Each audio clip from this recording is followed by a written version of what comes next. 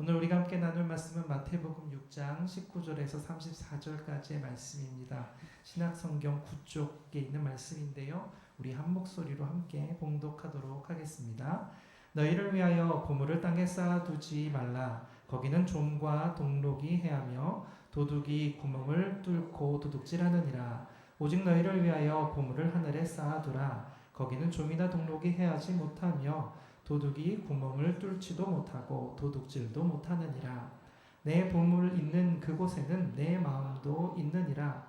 눈은 몸의 등불이니 그러므로 내 눈이 성하면 온 몸이 밝을 것이요 눈이 나쁘면 온 몸이 어두울 것이니 그러므로 내게 있는 빛이 어두우면 그 어두움이 얼마나 더하겠느냐. 한 사람이 두 주인을 섬기지 못할 것이니 혹 이를 미워하고 저를 사랑하거나 혹 이를 중히 여기고 저를 경히 여김이라. 너희가 하나님과 재물을 겸하여 섬기지 못하느니라. 그러므로 내가 너희에게 이르노니 목숨을 위하여 무엇을 먹을까 무엇을 마실까 몸을 위하여 무엇을 입을까 염려하지 말라. 목숨이 음식보다 중하지 아니하며 몸이 의복보다 중하지 아니하냐. 공중의 새를 보라. 심지도 않고 거두지도 않고 창고에 모아들이지도 아니하되 너희 하늘 아버지께서 기르시나니 너희는 이것들보다 귀하지 아니하냐. 누가 염려함으로 그 키를 한 자라도 더할 수 있겠느냐. 또 너희가 어찌 의복을 위하여 염려하느냐. 들의 백합화가 어떻게 자라는가 생각하여 보라. 수고도 아니하고 길쌈도 아니하느니라. 그러나 내가 너희에게 말하노니 솔로몬의 모든 영광으로도 입은 것이 이 꽃 하나만 같지 못하느니라. 오늘 있다가 내일 아궁이에 던져지는 들풀도 하나님이 이렇게 입히시거든 하물며 너희일까 보냐. 믿음이 작은 자들아. 그러므로 염려하여 이르기를 무엇을 먹을까 무엇을 마실까 무엇을 입을까 하지 말라. 이는 다 이방인들이 구하는 것이라. 너희 하늘 아버지께서 이 모든 것이 너희에게 있어야 할 줄을 아시느니라. 그런즉 너희는 먼저 그의 나라와 그의 의를 구하라. 그리하면 이 모든 것을 너희에게 더하시리라. 그러므로 내일 일을 위하여 염려하지 말라. 내일 일은 내일이 염려할 것이요 한날의 괴로움은 그날로 족하니라. 아멘.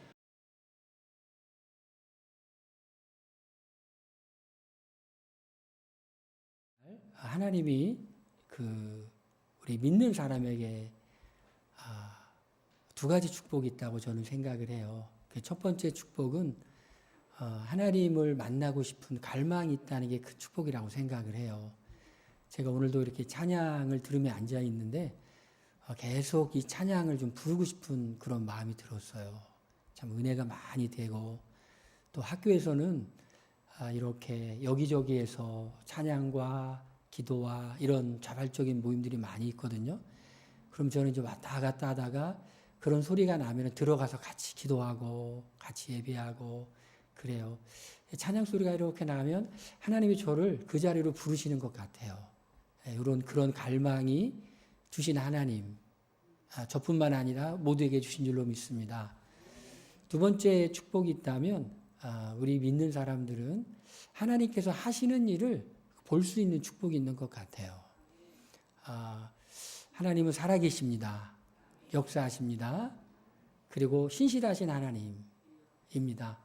우리 사람에게는 충성스럽다라고 말하고 하나님께는 신실하신 하나님이라고 말하죠.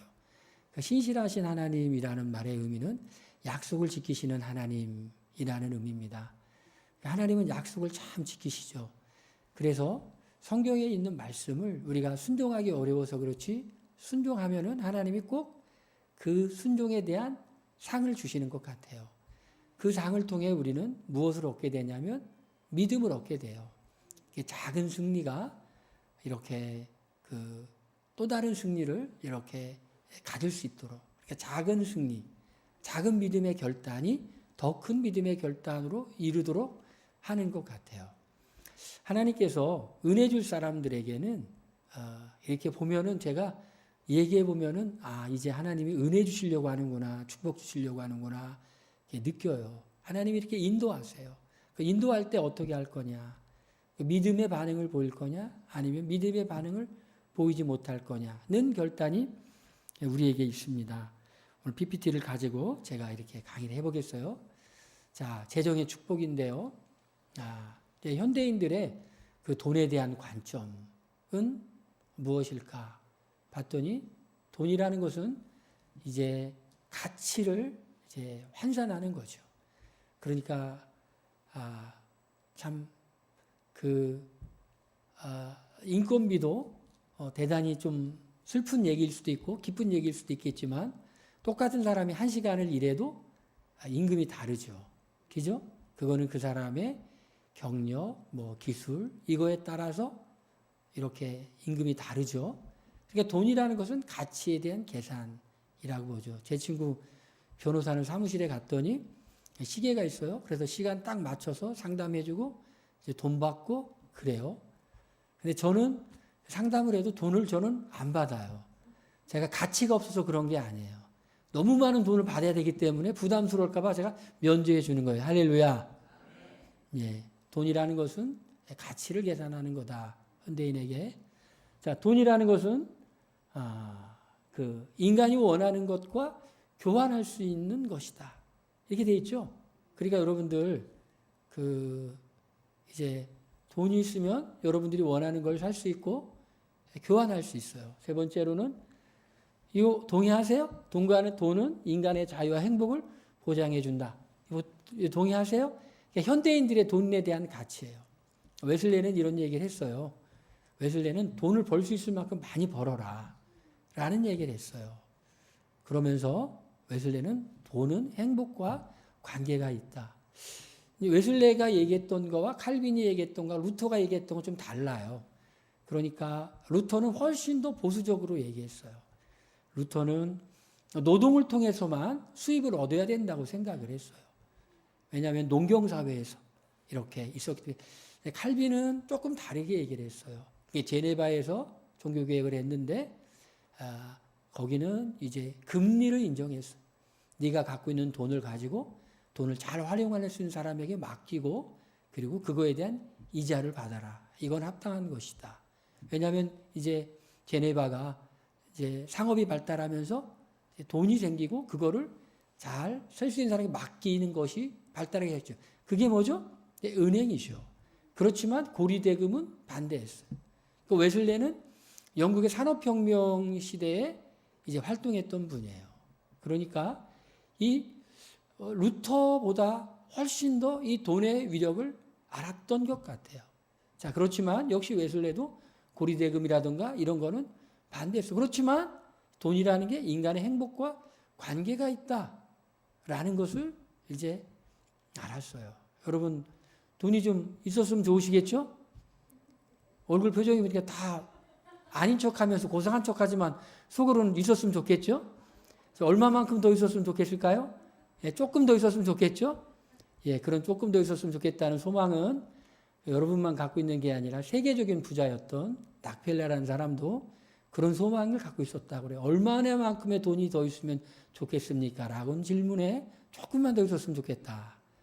라고 대답을 했대요. 그러니까 돈은 돈으로서 만족을 얻기가 상당히 어려운 것 같습니다. 자, 현대인은 이렇게 돈을 생각해요. 자, 볼게요. 이거 안 넘어가죠? 자, 근데 돈으로 인해서 파생하는 문제들이 많아요. 자, 어떤 문제가 발생하냐면 이제 파산의 문제, 청년 파산 이 문제가 발생. 요즘에 뭐 코인, 뭐 주식 이런 거를 하는데 이제 자본주의 사회 속에서 저는 이제 그거를 그렇게 좋게 생각하지 않지만 그런 일에 종사하시는 분들이 계세요. 예, 그래서 이제 뭐 기독교인이면서도 뭐 증권회사에 다닐 수도 있고 또 그런 투자도 할 수 있고 저는 그럴 수 있다고 생각을 해요. 그런데 준비되지 않은 상태에서 막 이렇게 투자하다가 돈을 날리고 그래서 목돈을 마련해서 다시 투자하려고 퇴직을 하고 퇴직금 갖고 투자했다가 또 날리고 청년들이 이런 문제가 굉장히 많이 있죠. 청년들에게 저는 이 재정관을 반드시 이렇게 가르쳐 줘야 된다. 제가 1:1로 성경 공부할 때 청년들에게 이제 돈을 어떻게 사용해야 되는지 이렇게 다 얘기해 줘요. 크레이그 힐 목사님이 했던 책에 근거해서 5가지 항아리를 너는 꼭 젊은 시절부터 해라. 그렇지만 중요한 게 뭐냐면 노동의 가치다. 네가 무엇인가를 투자 이런 걸 생각하기 전에 빚을 지지 말고 그리고 돈을 벌어라. 그리고 저축을 하고 뭘 하려면 그걸 갖고 해라. 꼭 가르쳐요. 제가 그렇게 가르쳤더니 그렇게 배웠던 청년 하나가 집을 마련했어요. 이제 결혼해가지고 직장을 얻고 그때 배웠던 가치를 굉장히 소중하게 생각하고 잘 실천하고 있어요. 자, 이런 문제가 있어요. 또 악성 채무의 문제 그리고 여러분 질문 하나 던져볼게요. 연봉이 3억이 넘는 그 가정에 이혼이 많이 발생할까요? 아니면 이혼이 덜 발생할까요? 돈이 많으면 이혼을 많이 할까요? 덜 할까요? 아니, 덜해요. 예, 덜해요, 정말로. 왜냐면요, 이혼을 안 해줘요, 여자들이. 남편이 돈을 많이 벌으면요, 죽어도 안 해줘요. 왜 안 해주냐면요, 내가 누구 좋은 일 시키려고 이혼해 주냐고 해서요, 안 해줘요. 그래서 어떻게 하죠? 소송을 해요. 예, 이혼을 절대로 안 해줘요. 내가 누구 좋은 일 시키려고 이혼하냐고 절대로 못 한다고 안 해줘요. 그래서 이제 경제적인 어려움이 있으면 이혼율이 높아지고 근데 이렇게 되면 이혼이 하고 싶어도 못 해요. 그래가지고 여러분이 아시는 무슨 모 재벌의 회장님 결국은 소송까지 가는 그런 일이 있었어요. 그리고 저출산. 왜 이 자녀를 많이 안 낳을까? 예, 이 주거 문제 이런 거 문제죠. 그래서 저는 그런 생각을 해요. 제 생각이 옳을지는 모르겠지만은 이제 자녀를 하나 낳으면은 한 20몇 평 아파트를 그냥 주고 둘을 낳으면 30몇 평 아파트를 그냥 주고 이렇게 했으면 좋겠어요. 제가 대통령 됐으면 좋겠죠? 자, 이런 저출산 문제, 이런 사회적 문제가 다 이제 돈 때문에 있는 겁니다. 자, 그리스도인에 대한 돈에 대한 분명한 관점, 성경적 원칙을 가르쳐야 되는데요. 자, 이런 얘기를 했어요. 키엘케고르가 아주 멋진 얘기를 했어요. 돈을 종으로 부리면 정말 멋진 종이야. 그런데 돈의 종이 되면 아주 비굴해져. 이런 얘기를 했어요. 좀 멋지죠, 여러분? 그러니까 돈을 종으로 부리면 이 종이 가서 아주 일을 잘해요. 잘해요. 돈 주면 맛있는 것도 이렇게 돈이 이렇게 갖다 주고 또 좋은 여행, 편안한 잠자리, 다 이렇게 돈이 줘요. 그런데 돈의 종이 되면 눈치 봐야 되고 비굴해야 되고 그렇게 되는 거예요. 참 우리가 어떻게 하면 우리가 이 돈을 주인으로 삼지 않고 돈을 종으로 부리며 살 수 있을까? 그럼 돈이 많으면 돈을 종으로 삼고 돈이 조금이면 돈의 종이 되는가? 라고 하면 또 그렇지는 않은 것 같아요. 돈이 많아도 돈의 종인 사람이 있고 돈이 적어도 돈을 종으로 부리는 사람이 있어요. 돈이 많아도 쓸 때 못 쓰고 부들부들 막 떠는 사람이 있고 돈이 적어도 주님을 신뢰함으로 나가서 주님의 공급하심을 얼마든지 경험할 수가 있어요. 오늘 말씀에 그렇게 돼 있잖아요. 아무것도 염려하지 말라고. 자, 도스토옙스키라고 하는 러시아 문학가가 이런 얘기를 했어요. 사람은 자유로울 때 행복하다. 그렇죠, 여러분? 여러분 자유로울 때 행복하시죠? 그런데 또 이런 얘기를 했어요. 사람은 돈이 있어야 자유로울 수 있다. 그런데 돈을 벌기 위해 그 자유를 잃어버린다. 라고 했어요. 자, 슬픈 얘기죠. 그러니까 우리가 자유를 누리는 것이 굉장히 중요해요. 그런데 우리가 돈의 종이 되지 않으며 자유를 누릴 수 있는 것. 어떻게 그것이 가능할까? 그것은 하나님에 대한 믿음, 하나님에 대한 신뢰. 오늘 이 강의를 듣고 나서 여러분이 그 자유를 누리시길 바랍니다. 사람들이 돈을 이렇게 성경관, 저기 재정관이 왜 중요할까? 사람들은 왜 그렇게 돈 때문에 이렇게 무서워할까? 돈 때문에 떨까? 돈을 왜 필요 이상으로 막 쌓아놓고 싶을까? 2가지 이유입니다. 첫 번째 이유는 뭐냐? 돈에 대한 두려움 때문에. 두려움 때문에. 여러분 돈이 없으면 두렵죠. 그죠? 그러니까 사람들은 돈을 자꾸 이렇게 필요 이상으로 쌓아 놓으려고 그러죠. 자, 또 하나. 자, 사람이 이렇게 돈을 더 막 많이 쌓아 놓으려고 하는 건 두려움 때문이기도 하지만 돈에 대한 욕심 때문에. 욕심 때문에. 내가 이 돈이 있으면 얼마나 많은 일을 할 수 있는데 이것도 하고 저것도 할 수 있는데 이 욕심 때문에 돈에 대한 그 욕심. 그래서 성경은 말합니다. 삼가 모든 탐심을 물리쳐라. 재물에 대한 분명한 관이 없으면 재물이 종이 된다는 것이에요. 그러면 우리는 어떻게 재정관을 가질 수 있을까? 자, 성경적 재정관. 오늘 읽었던 말씀에 6장 23절 말씀 이렇게 기록되어 있습니다. 하나님이 예수님께서 하신 말씀이에요. 너희가 하나님과 재물을 겸하여 섬길 수 없느니라 라고 말해요. 제가 여러분에게 질문을 던지면 여러분이 대답을 하시는데 속으로만 대답하세요. 여러분은 하나님이 주인이십니까? 돈이 주인이십니까? 여러분의 주인은 누구예요? 하나님이에요? 돈이에요? 겉으로 대답을 하면 여러분 다 하나님이라고 말씀하실 거기 때문에 제가 속으로 한번 생각해 보겠습니다. 그러면 제가 여러분이 하나님이 주인인지 돈이 주인인지 제가 말씀드려볼게요. 그러면 여러분이 나는 지금 하나님이 나의 주인이구나. 또는 나는 돈이 주인인가 봐 슬프게 라고 생각하실 수가 있어요. 제가 말씀드릴게요. 어떤 사람이 하나님이 주인이고 어떤 사람이 돈이 주인인가를 제가 말씀드릴게요. 자, 좀 이따 말씀드릴게요. 그런데 이제 성경적 재정관에서 제일 중요한 건 뭐냐면요. 정말 이 돈에 대한 유혹과 돈에 대한 욕심, 두려움을 극복할 때 참된 제자의 길을 갈 수 있어요. 진정한 믿는 사람이 될 수가 있어요. 주님 이렇게 말씀하셨어요. 내 소유를 팔아 가난한 자에게 주라. 그리고 와서 나를 따르라 이렇게 말씀했어요. 여러분 안 무서워요? 무서워요? 안 무서워요? 여러분 하라고 해보세요. 저 지금 내 소유를 팔아. 지금도 많지도 없는데 그거 다 팔아서 가난한 자에게 따르라고. 무섭죠 여러분? 벌벌 떨리죠? 자, 그게 무슨 말일까요? 자, 이것은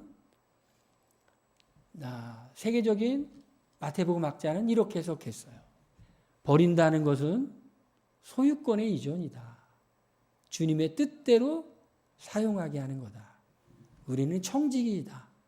그래서 그것을 주님의 뜻에 맞게 사용하는 거다. 문자적으로 그런 건 아니다. 문자적으로 그렇게 사는 사람도 있어요.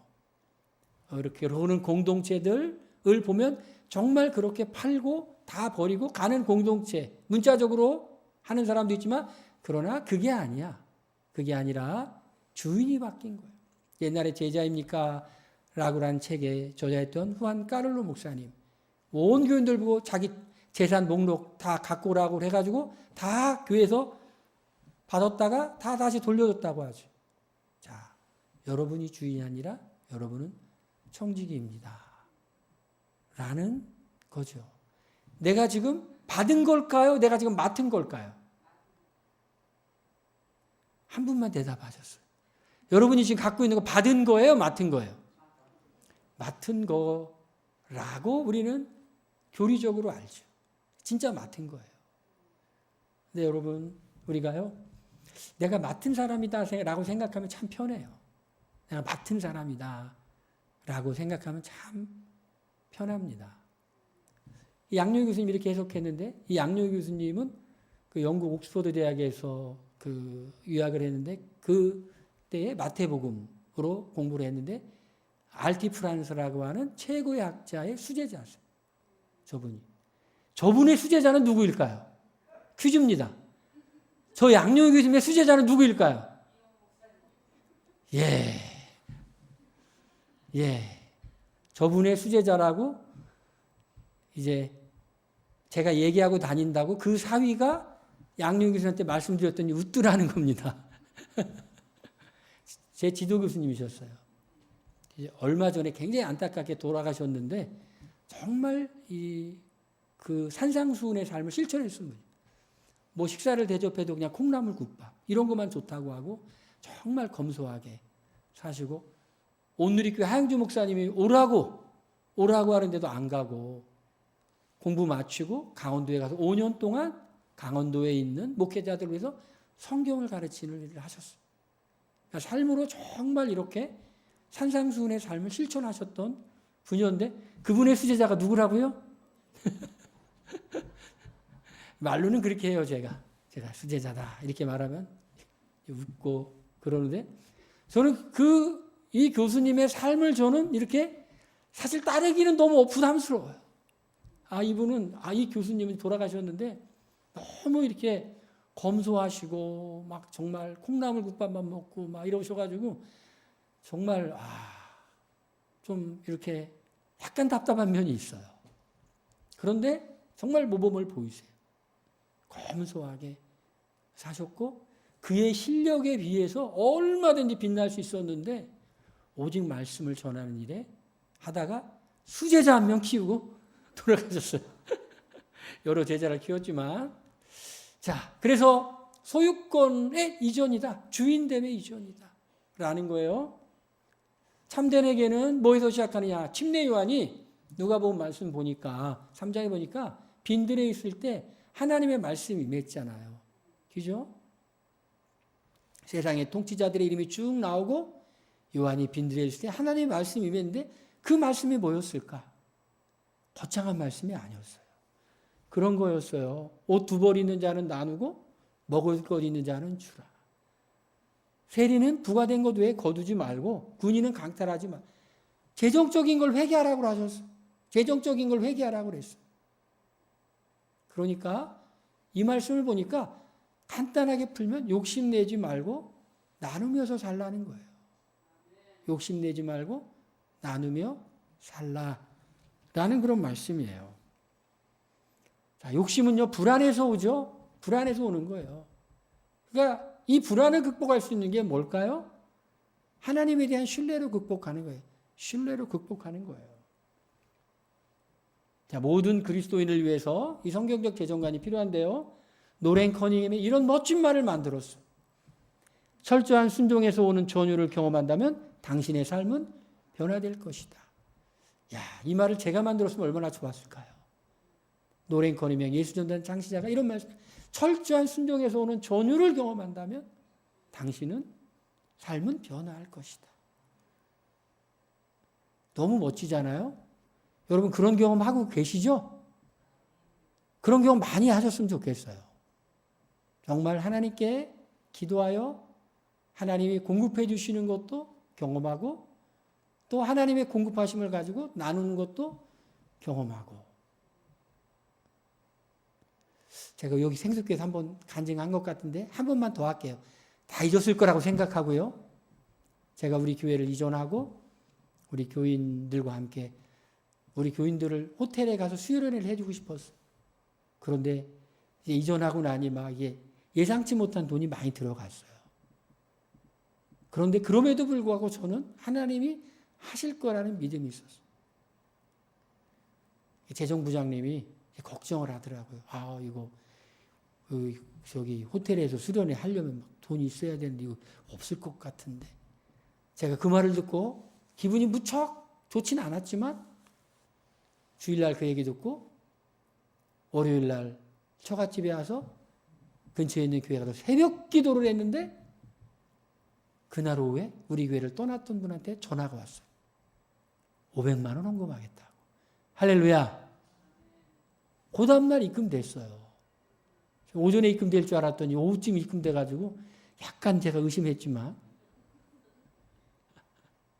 그랬는데 여름 수련회를 갔다 왔는데 또 이게 또 좀 안 맞아요. 근데 또 입금이 200만 원이 딱 됐어요. 예, 필요한 만큼. 여러분, 하나님은 기도하시면 응답하실 것을 믿으시길 바랍니다. 자, 산상수훈은 정말 모든 그리스도인, 예수께서 산에 올라가시니 제자들이 나온지라. 이렇게 시작한 게 산상수훈이고 예수님의 말씀을 듣고 무리들이 놀랐더라고 끝나요. 그 말씀은 제자는 누구냐? 우리가 제자예요. 우리가 뭐 제자다운 삶을 살아야 되겠다. 이미 우리는 제자예요. 하나님의 은혜로 살아가는 거. 할렐루야. 하나님이 우리에게 힘을 주시면 살아갈 수 있는 줄로 믿습니다. 우리는 은혜로 살아가는 거지 우리의 의지로 살아가는 게 아니에요. 우리가 뭘 하려고 그러면은 우리는 하지 못하는 우리를 발견하게 돼요. 주님을 의지하면 주님이 우리에게 하게 해줘요. 할렐루야. 어느 분은 젊은 시절에 예수님을 쫙 믿어서 막 은혜가 뜨거운데 은혜를 받았어요. 하나님께서 마음에 감동하시더래요. 너 목회자 할래? 마음속에.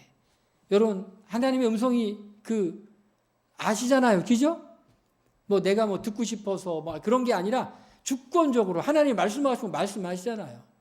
뭐 새신자라 못 듣고 귀신자라도 그런 게 아니라 주권적인 거예요. 목회하겠냐? 예. 그랬더니 하나님이 그러더라는 거예요. 마음속으로 담배를 끊어라.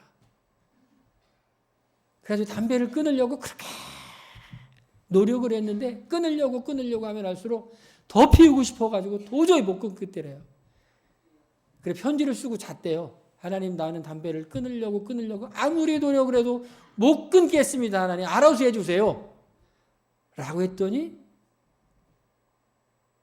아침에 눈을 뜨고 일어났더니 담배에 대한 피고 싶음이 싹 사라지더라는 거예요. 할렐루야. 우리가 할 수 없음을 알고 주님께 은혜를 구할 때 되는 거예요. 우리가 이런 정말 주님이 원하는 제자의 삶은 우리가 막 수련을 통해 막 노력을 통해가 아니에요. 우리는 성경을 공부하고 훈련을 받고 그런데 그 모든 것들이 하나님의 은혜 가운데 하는 거지 우리의 의지로 하는 게 아니에요. 우리는 고백해야 되죠. 하나님 나는 연약하고 불안한 사람이에요. 한 걸음 한 걸음 발을 띄기를 원해요. 도와주세요. 그럼 주님이 도와주세요.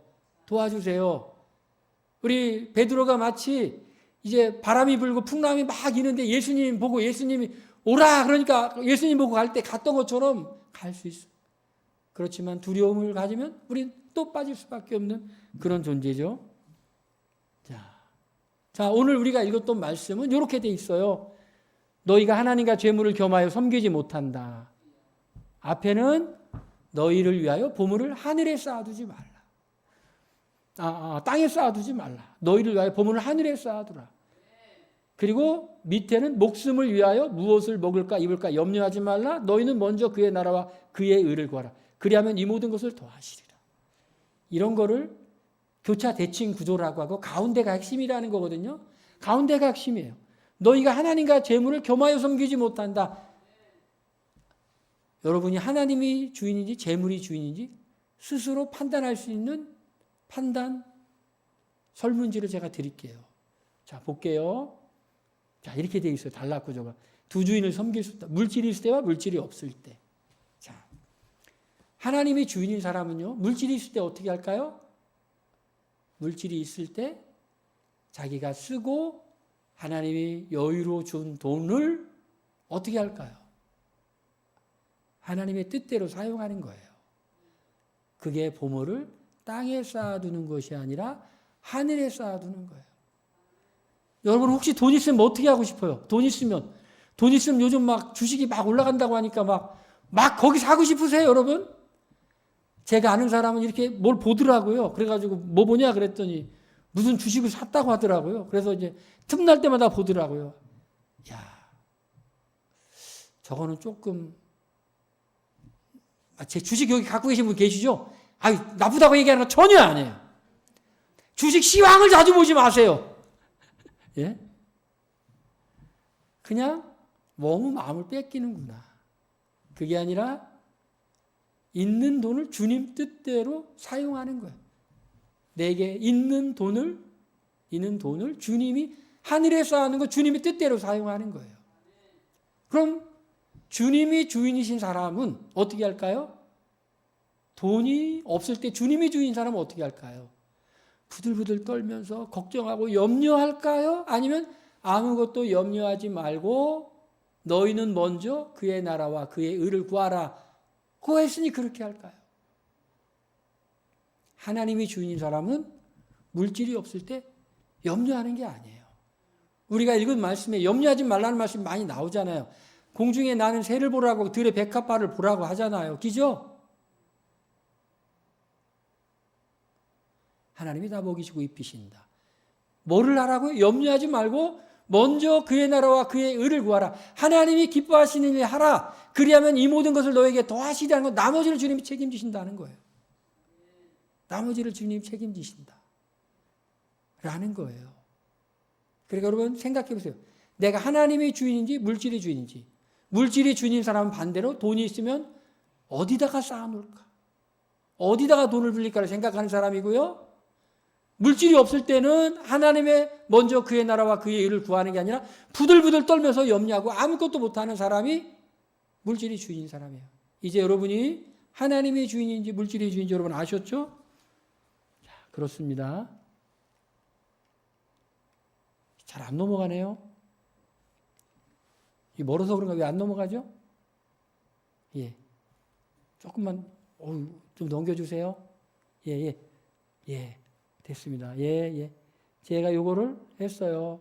하나님의 뜻대로 사용하는 것은 무엇일까? 주님이 기쁘게 사용하는 것. 자, 한번 같이 읽어볼까요? 시작. 너희가 너희의 땅에서 곡식을 거둘 때 너는 밭에 지딩이까지 다 거두고 내 떨어진 이삭도 줍지 말라. 예, 이거는 나눔을 실천하는 것. 나눔을 실천하는 것.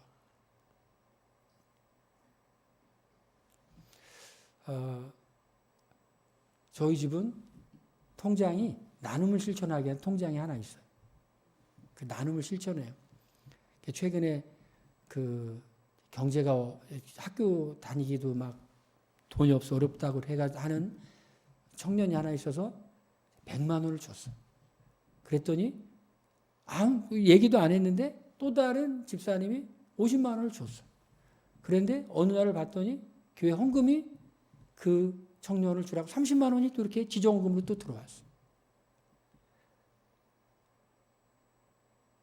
제가 주라고 얘기한 적도 없는데.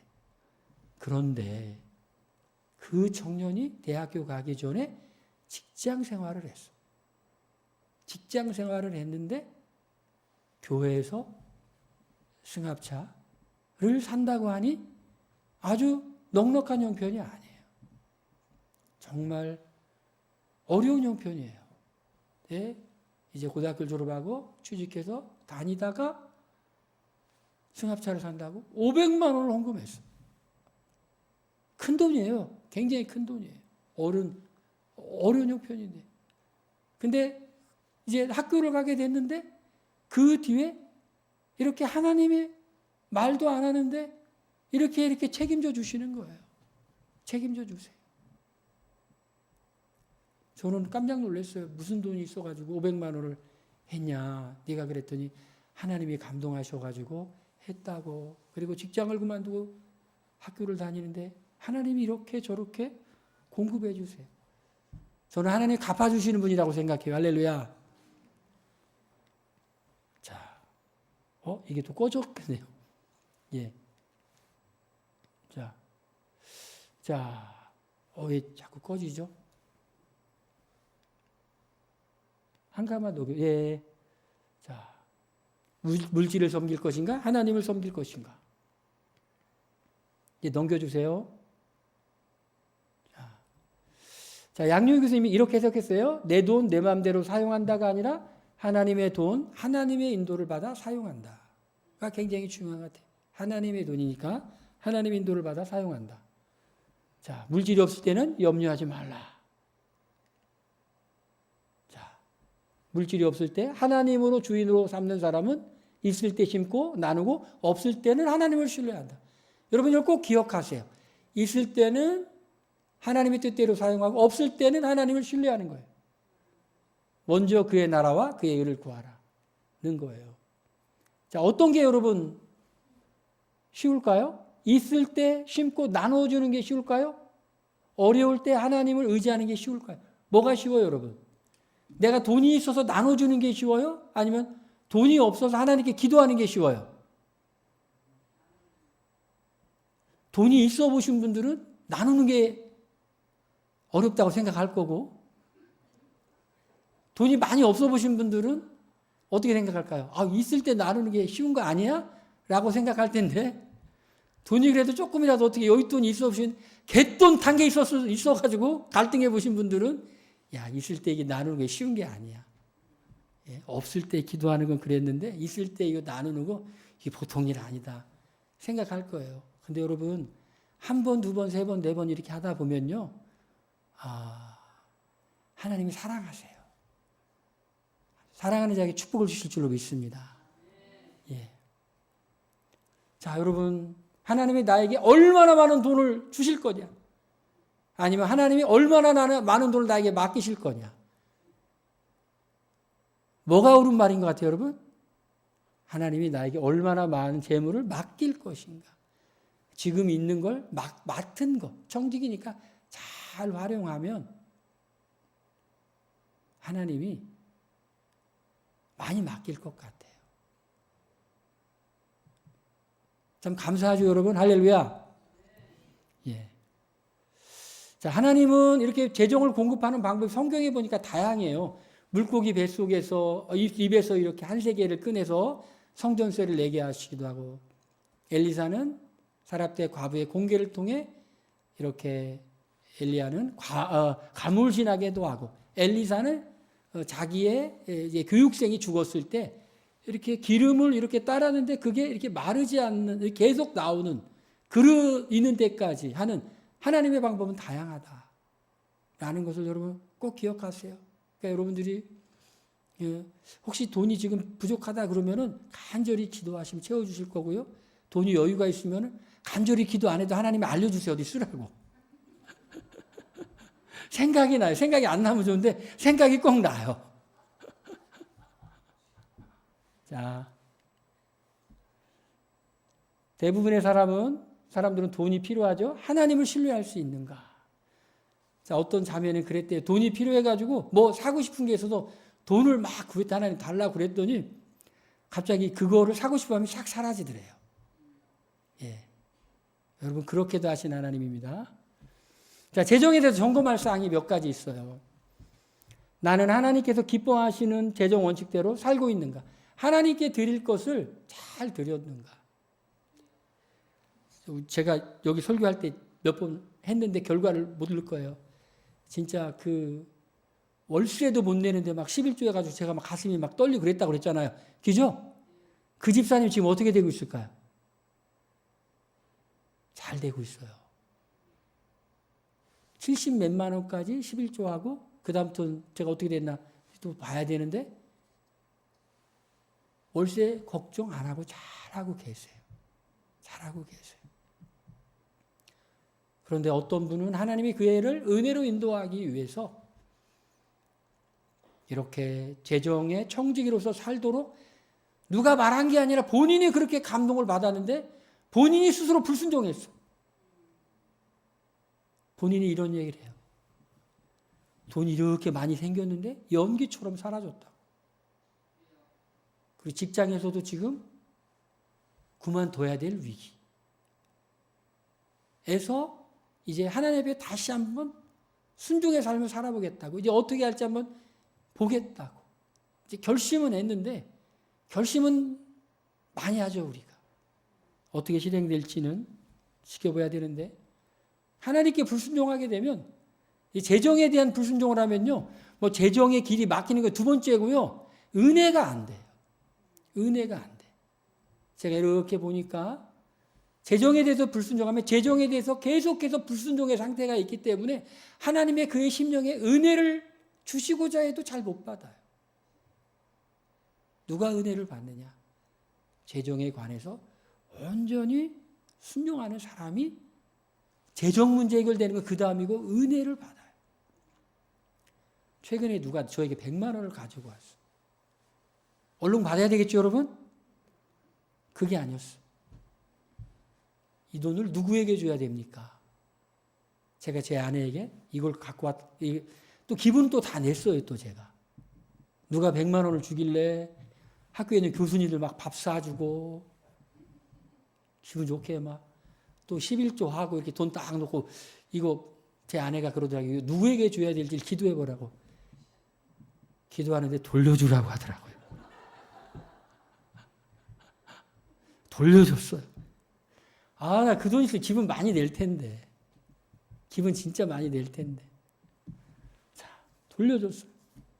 하나님께 드릴 것, 그리고 생활비 나눌 것, 그리고 보험, 연금, 저축 이런 거. 자, 우리가 하나님이 원하는 대로 쓰고 있는가? 첫 번째는 하나님께 드릴 것 잘 드리고 있는가? 그 중에서 제일 중요한 게 11조, 그리고 감사헌금, 그리고 구제헌금. 뭐 자꾸 이런 것들 하나님 기뻐하신 대로 잘 이렇게 드리는 거예요. 자, 재정에서 점검할 거면 두 번째는 나는 돈에 의해 좌우되는가, 하나님의 뜻에 의해 좌우되는가, 통장 잔고를 의지하는가, 하나님을 의지하는가. 뭐를 통장 잔고를 의지해요? 하나님을 의지. 여러분, 믿음은요, 정말 이렇게 믿기 어려운 상황 속에서 보여주는 게 믿음이에요. 그런 게 믿음이에요. 그런 걸 하나님 보기를 원하세요. 믿음은 맡김이에요. 신뢰예요. 많이 맡기고 많이 신뢰하면 하나님 책임져 주세요. 하나님께서 책임져 주시는 걸 저는 경험했으면 좋겠어요. 할렐루야. 그게 재정의 축복이에요.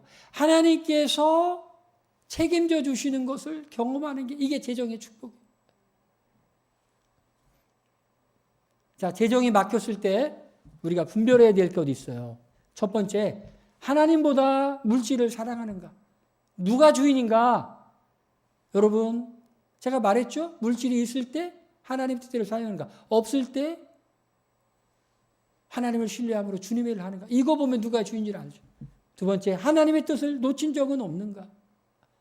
내가 하나님 뭔가를 이렇게 감동하셨는데 놓친 적은 없는가? 세 번째, 11조를 계속해서 드렸는가? 아, 재정이 잘못하면 불순종하면 막히게 되죠. 네 번째, 너그럽게 베풀었는가? 너그럽게 베풀었는가? 다섯 번째, 하나님의 공급하심에 감사했는가? 여러분, 감사를 많이 하시길 바라요. 감사는요, 관계를 좋게 해요. 사람과의 관계도 좋게 하고, 하나님과의 관계도 좋게 하고. 근데 그냥 어떤 사람은 그냥 불평이 너무 많아요. 불평이 너무 많아. 마음에 불평이 가득 들어있어. 좋은 일이 생길 수가 없을 것 같아요. 그런데 작은 일에도 감사해. 사람도 누군가가 나에게 호의를 베풀어서 진짜 감사해. 그 사람과 관계가 좋아져. 하나님도 마찬가지. 하나님이 뭔가 보여주시고 인도했을 때 정말 하나님께 감사해. 근데 말로만 감사하지 말고 감사한 분도 좀 하세요. 할렐루야. 작은 일에 충성했는가? 작은 일에, 맡겨진 일에 하나님의 뜻에 불순종한 것은 없는가를 살펴보시고 내가 열심히 일했는가? 이런 것도 재정이 맡겼을 때 한번 살펴보세요. 자, 재정의 축복. 하나님은 불필요한 지출을 막아주시고 이 어려울 재정을 순종을 안 하면 불필요한 지출이 자꾸 그야말로 누구 말처럼 연기처럼 없어져 버려요. 그런데 우리가 하나님이 축복해 준 필요한 방법으로 이렇게 공급해 주세요. 하나님은 신실하신 분, 약속하신 걸 이루실 줄로 믿습니다. 제가 한 1분에서 3분 정도 좀 자랑 조금 할 텐데 여러분 용서해 주실 거예요? 또 잘난 척하고 있는데 이러면서 못하고요. 용서해 준다고 하셔서 제가 조금 할게요. 우리 교회예요. 이게 건평 500평이에요. 이 교회가 중동역에서 300m 거리예요. 이런 거를 사람들은 전문용어로 초역세권이라고 그래요. 놀라운 얘기 해드릴까요? 이 건물 왕복 2차선에 아파트 150세대가 지금 외부가 완공이 되었어요. 내부 인테리어에서 9월에 입주해요. 1050세대예요. 그런데 우리가 주택가에 허름하게 있었던 건물을 최고 비싸게 팔아가지고 최고 쌀 때 샀어요. 이 건물주가 여기다가 불법적으로 완룸을 다 넣어가지고 한 달에 1,000만 원 이상씩 월세를 막 받아가지고 또 다른 곳에 건물을 샀대요. 돈을 갈고리로 긁어 모았대요. 근데 누가 이거 불법이다라고 신고해가지고 다 뜯고 팔지 않으면 안 되는 상황. 예. 우리 교회 팔았어. 정말 심란했는데 좀 사진이 좀 잘 안 나왔는데 이게 예배당이에요. 자, 이게 우리 교육관이고요. 이게 제가 우리 교인들과 함께 즐거운 시간을 보내는 친교실이에요. 당구대도 있고 탁구대도 있어요. 그래서 우리는 탁구대회도 열고 그래요. 그리고 우리 집사님들, 남자 집사님들 당구 치고 재밌게 놀아요. 저는 이 일이 이건 거의 불가능에 가까운 일이었어요. 상상도 못했어요. 하나님이 한 15년 전쯤에 저에게 뭐를 하라고 말씀하셨어요. 재정에 관한 거예요. 그러면서 저는 하기 싫어서 안 하려고 했을 때 하나님이 제 마음에 이런 마음을 주셨어요. 내가 네 노후를 책임질 거야. 라고 말씀하셨어요. 그래서 지금 이루어지고 있다고 생각을 해요. 그리고 제가 또 학교에 오게 됐어요. 정말 재미있게 살고 있어요. 잘난 척이니까 또 미치게 하지 마세요. 여러분 용서해 준다고 그랬죠? 예. 저는 아침에 이렇게 일어나면요 기분이 너무 좋아요. 너무 감사하고 웃고 다녀요. 감사할 일 너무 많아가지고 저 힘든 일도 정말 많았어요. 그냥 정말 이 예배당 이 장의자에 제 가슴을 대고 하나님께 저 좀 한번 살려달라고 눈물로 기도한 적도 많아요. 겉으로는 안 그래 보여도 죽다 사는 사람이에요, 저. 제가 필리핀을 갔는데 비행기를 못 하겠더라고요. 한국에 오긴 와야 되는데. 그래서 제가 이런 생각을 했어요. 내가 죽더라도 우리 한국에 가서 어머니를 뵙고 애들을 보고 죽자. 그 마음으로 비행기를 탔어요. 하나님이 노후를 책임지시겠다고 그랬는데 책임지기는커녕 나는 죽게 생긴 거예요. 그런데 그런 고통을 통과하기 전에 제 아내에게 기도의 응답이 맺어요. 좋은 일이 있을 거라고. 기도하는데 제 아내가 그래요. 좋은 일이 있을 거라고 하나님 응답을 주셨다. 그리고 저는 3년 반 동안 거의 죽다 살았어요. 제 아내는 저한테 핍박을 무지하게 받았어요. 이게 좋은 일이냐고. 그랬는데 3년의 반의 시간이 끝나고 나서 끝날 때쯤에 이런 일이 다 일어난 거예요. 하나님이 건물을 주시고 그리고 저를 학위를 마치고 대학교에 오게 하시고 감사가 이렇게 늘 있어요. 그래서 항상 이렇게 조심하려고 그래요. 겸손하려고 그래요. 왜냐하면 하나님이 제일 무서운 분이기 때문에. 근데 하나님이 하신 말씀이 이렇게 순종해라. 내가 네 도를 책임질 거야. 라고 해서 제가 이렇게 웃으면서 서 있는 거예요. 제가 이렇게 학교를 왔다 갔다 하면요. 하루에 최소 5번 이상 저 멋지다고 그래요. 뭐 교수님들, 학생들도 뭐 멋지다고, 패셔니스타라고 그래요. 그런데 제가 엄청 사치하고 그런 사람이 아니에요. 제가 코트를 탁 입고 가면 막 만져보고 막 그래요. 막 열어보고. 3,000원짜리 바자회에서 한 거예요. 그런 거 입고 다녀요. 멋져 보이죠? 한 100만 원 안 돼 보이나요? 이것도 그렇게 비싼 건 아니에요. 잘난 척 하나 할게요. 사람이 멋져서 옷도 멋져 보여요. 다 용서해 줄 거죠? 예.